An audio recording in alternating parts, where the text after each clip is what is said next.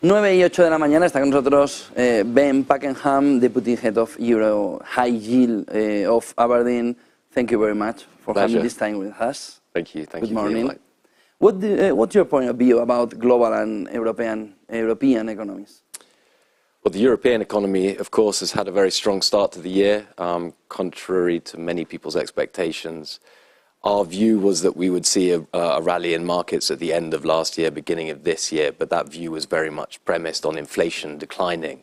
I think where the big positive impulses have come from more recently was, of course, the aversion of the energy crisis, something that everybody was worried about in the summer, and the reopening of China, which is a very important growth driver for Europe. Looking forwards, however, we are a bit more cautious.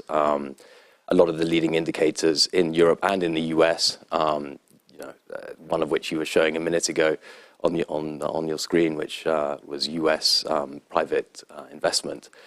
A lot of these indicators are implying that the economy is going to slow quite quickly, whether that's money supply or other indicators such as even yield curves and what they're trying to tell us about future growth. Another interesting thing that I read the other day, or saw the other day, was that when you see core and headline inflation invert like that, that's usually a pretty bad sign or pretty bad signal about the health of the economy. Are you seeing recession in Europe? Because yesterday Germany changed their forecast, more positive, 0.4, and they said maybe it's not possible, the recession in Europe. What do you think about it? Well, we're skirting just around that zero bound at the moment. I mean, we're not far away from a recession. Obviously, we just had the French GDP numbers this morning, which I think came in line, 0.2%. Clearly, there are one-off effects there, some of the strikes. Maybe that's a drag that could go away. But yes, our view is that we are going to go into a recession. I think another important point when thinking about the forward-looking economic data is lending standards. Lending standards are clearly, bank lending standards, that is, are clearly tightening quite quickly. The willingness of banks to lend to consumers and small businesses and the cost of that lending is undeniably going to have a negative impact on the real economy. And maybe it could be worse because inflation continue. We can see in Spain minutes ago that the numbers are not very good.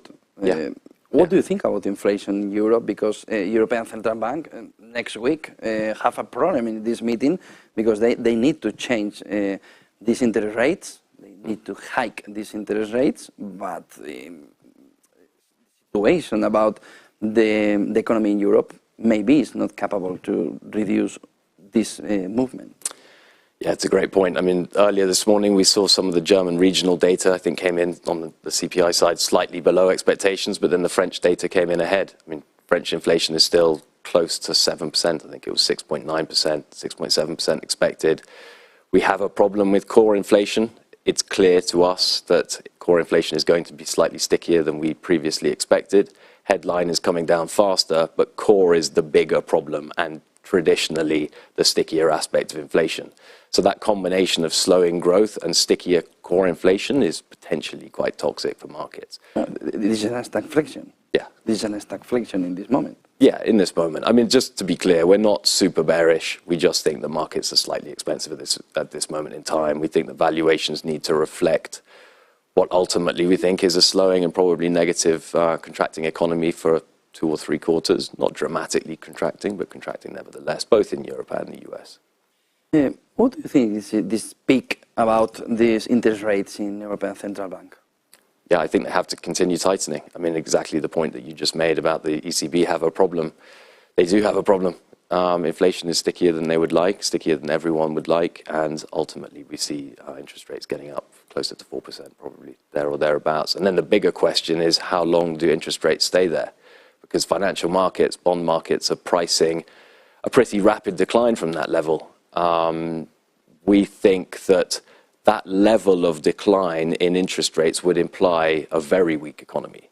So in many ways, the hope is that interest rates don't fall as fast as the bond markets are predicting, because otherwise the implications for the real economy are even more negative than we're expecting.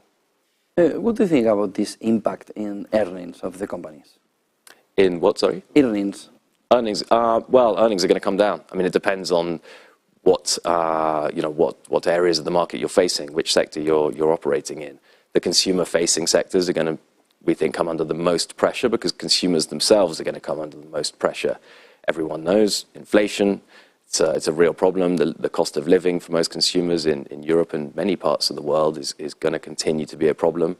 And more immediately, more imminently, the cost of mortgages and the cost of rent. These are real problems that are going to have real effects on real people. That's going to hurt the earnings of those companies that face consumers. Do you expect an increase in defaults? Funnily enough, in the European high-yield market, I think that there is a bit of a dislocation between expected defaults in our market, certainly what we think, and the real economy and smaller companies. The reason being that high-yield companies did a fantastic job of refinancing their debt. Between the years of 2019 and 2021, we saw 350 billion of gross issuance. So, in effect, the entire market managed to refinance their debt, thereby pushing their maturities out into 25, 26, 27, and at the same time locking in incredibly low interest rates. I think the average interest rate, the average coupon for that debt in those years was about 3.7, 3.8%.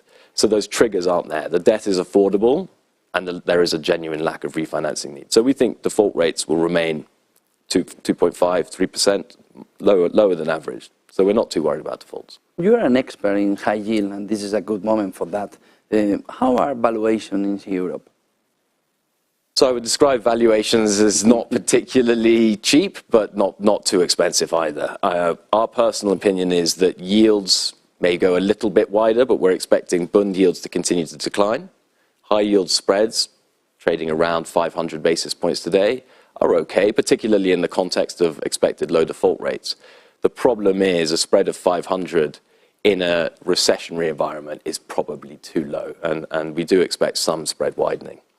Why high yield, European high yield in this moment for the investors?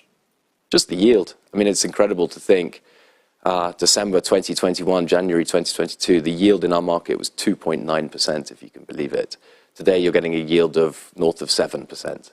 And that yield for long-term investors is a perfectly acceptable level of expected return. As again, particularly in the context of default rates that we think will be 3% or lower. So when you consider expected return over default losses, we think valuations are fine. Last but last question. Yeah. Sectors, countries, duration, and rating for your fund. Yeah, so we've been improving the quality profile of the fund, as you would expect. So given our view about the real economy and expectations of earnings declines, we've been keen to reduce our exposure to lower rated parts of the market and increase quality. At the same time, we've been reducing subordinated debt, buying more secured assets. Clearly, that's another way of protecting ourselves from potential downside risk. Sectors, we're defensively positioned as well, so we are underweight some of the more cyclical sectors. Some of the industrials, we've been very underweight banks, which of course was very fortunate last month. And we're overweight the more defensive areas like healthcare, telecoms, media, these parts of the market. From a country perspective, the country fallout tends to be more of a fallout of our bottom-up analysis. We worry a bit less about the country risk, but we are currently slightly overweight the US, slightly overweight the UK, slightly overweight Spain, and we're slightly underweight Italy and Germany. Thank you very much, Ben Pakenham, Deputy Head of Euro High Yield of Abrdn. Thank you very much. Thank you for having this time with us. Pleasure. Good day, good business. Thank you. 9:17 de la mañana, Eva Villanueva, vamos a ver ahora sí, la apertura del mercado.